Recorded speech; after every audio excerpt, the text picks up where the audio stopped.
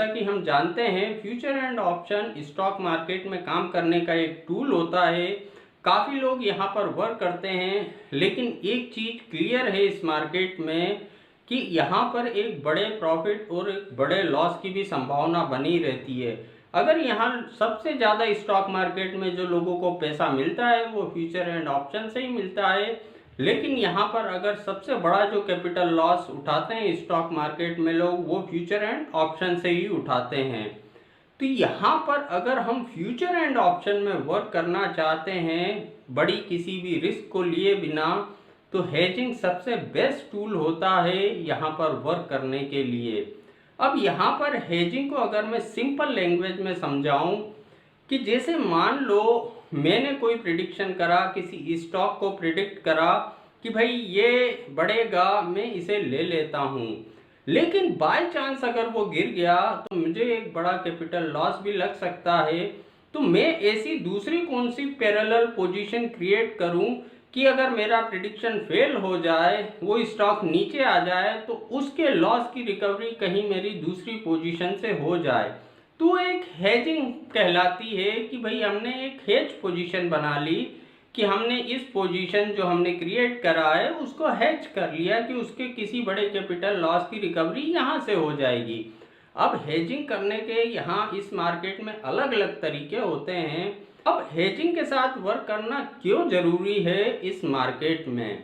अब यहाँ पर जैसा कि हम जानते हैं या कुछ लोगों का कहना है कि भाई हम तो अच्छे फंडामेंटल स्टॉक में वर्क करेंगे तो कोई टेंशन वाली बात नहीं है, लेकिन ऐसा नहीं होता। हम देखेंगे अच्छे से अच्छे फंडामेंटल स्टॉक भी कई बार गैप अप और गैप डाउन ओपनिंग देते हैं, पता चला अगले दिन 20% नीचे खुल गए या 20% ऊपर खुल गए।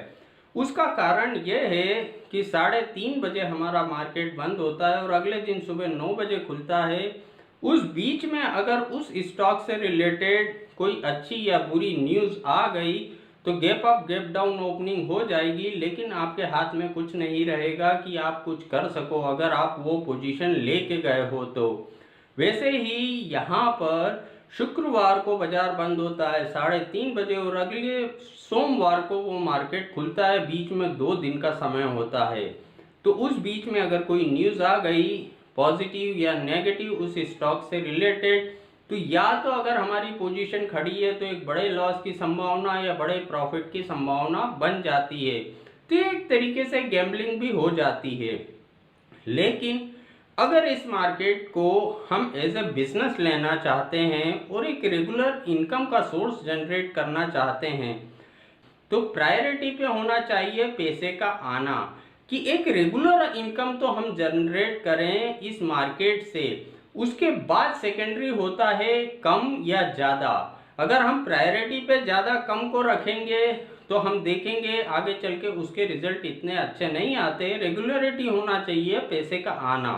तो अब मान लो हमें हेजिंग करना आता भी है, हमें हेजिंग के तरीके मालूम भी हैं, लेकिन हम उसे प्रॉपरली अप्लाई नहीं करते।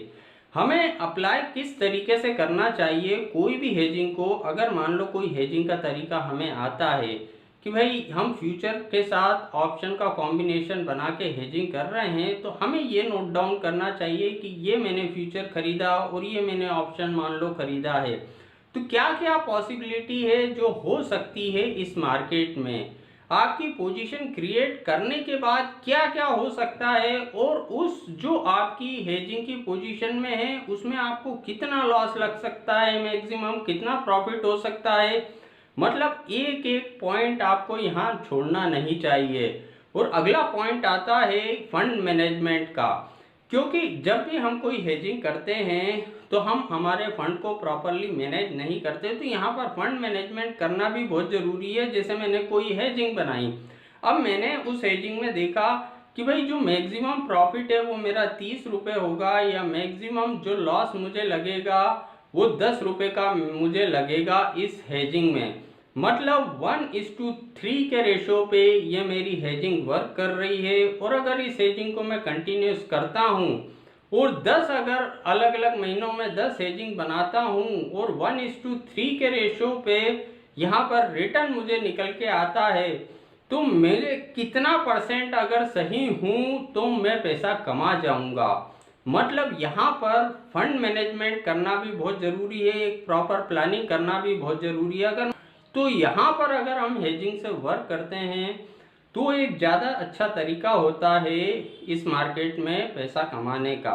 आज के वीडियो में इतना ही। अगर ये वीडियो आपको पसंद आया तो वीडियो को लाइक, चैनल को सब्सक्राइब करना ना भूलें और जाते जाते इस वीडियो को शेयर ज़रूर कर दें। Thank you.